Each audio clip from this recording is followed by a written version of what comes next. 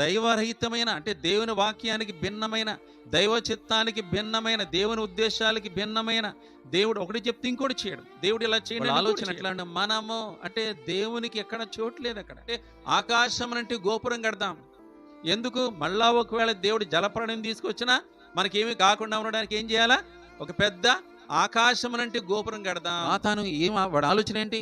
వీళ్ళు బైబిల్ చదవకూడదు, వాళ్ళు ప్రార్థన చేయకూడదు, ప్రార్థన చేయకుండా చేయాలి, వాళ్ళు బైబిల్ చదవకూడదు, అసలు వాళ్ళ మందిరానికి వెళ్ళొద్దు, వాళ్ళు దేవుని మీద ఆధారపడదు, వాళ్ళ ఇష్టానుసారంగా చేయాలి.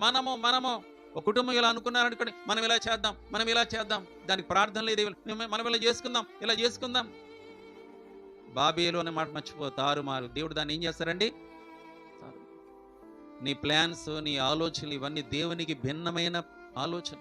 దేవుని ఏర్పాటు నీ పట్ల దేవుడు ఒక ఏర్పాటు చేస్తే నువ్వు ఇంకొక ఏర్పాటుకు వెళ్ళాలనుకున్నావు అనుకో, అది బాబేలే, తారుమారిపోతుంది అది.